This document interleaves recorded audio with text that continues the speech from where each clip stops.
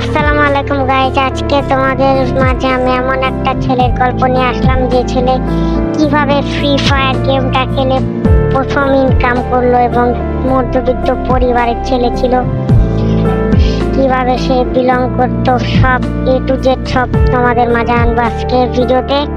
তো আর বেশি ফাল না পারে চলো মূল ভিডিওতে যাওয়া যাক। শিফান বগুড়া জেলার একটা পুরানো পাড়ার মধ্যবিত্ত পরিবারের ছেলে।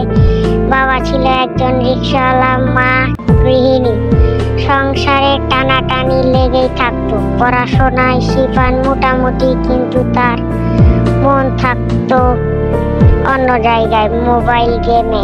শিফানের নিজের এখনো স্মার্টফোন ছিল না। বন্ধুরা যখন গেম নিয়ে কথা বলতো সে শুধু চুপচাপ শুনতো। একদিন স্কুলে বন্ধু গোলাম তাকে বলল, তুই জানিস না ফ্রি ফায়ারের খেলিস না? শিফান মাথা নাড়ালো একটু লজ্জায়। পাশ থেকে রবিন এসে বলল, চল আমার ফোনে খেলে দেখা। ওই ছিল শুরু। স্কুল ছুটির পর কিংবা ক্লাস ফাঁকি দিয়ে শিফান আর রবিন স্কুলের পেছনে ছোট একটা চায়ের দোকানে বসে ফ্রি ফায়ার খেলতো। দিন দিন সে আরো ভালো খেলতে লাগলো, কিন্তু সেটা ছিল বাড়িতে। বাবা একদিন দেখে ফেললো শিফান গেম খেলছে। রেগে উঠে গিয়ে বললেন, এসব ফালতু জিনিসের সময় নষ্ট করিস না, আমাদের ঘরে খাওয়ার কষ্ট আর তুই মোবাইল গেম খেলবি। শিফান কিছু বলল না, মাথা নিচু করে দাঁড়িয়ে থাকতো। তার চোখে পানি আসছিল, কিন্তু সে লুকিয়ে ফেললো। সেই রাতে মা এসে ধীরে ধীরে বলল, তুই যা ভালোবাসিস কর, কিন্তু কখনো আমাদের হার মানাস না, শোন। শিফান তাকিয়ে রইল মায়ের মুখের দিকে। মায়ের চোখ যে ভরসা দেখলো। একদিন পুরানো একটা ফোন ভেঙে থাকলো তার মামার ঘরে। সেটা স্ক্রিন ফাটা, ব্যাটারিও খারাপ, কিন্তু শিফান সেটা ঠিক করিয়ে নিল।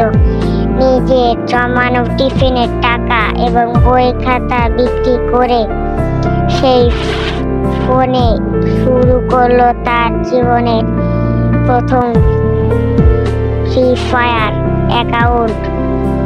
রাত জেগে খেলতে হেডশট নিঃশব্দে। মা মাঝে মাঝে টের পেত, দরজার ফাঁক দিয়ে তাকাতো, কিন্তু কিছু বলতো না। জানতো ছেলেটা কিছু একটা খুঁজছে। দিন গেল, গেম সে হয়ে উঠল এলাকার প্রো প্লেয়ার। তার নাম চারদিকে ছড়িয়ে পড়লো। ইউটিউব চ্যানেল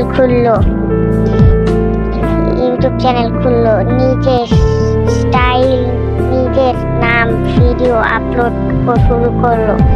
ছোট ছোট টুর্নামেন্ট খেলতো। একদিন সে ইউটিউব থেকে প্রথম পেমেন্ট পেল 850 টাকা, কিন্তু সেটা হতে পারে কম, কিন্তু সে আকাশ ছুঁয়ে ফেললো। মাকে বলল, দেখো মা, গেম খেলে আজ ঘরে টাকা আনলাম।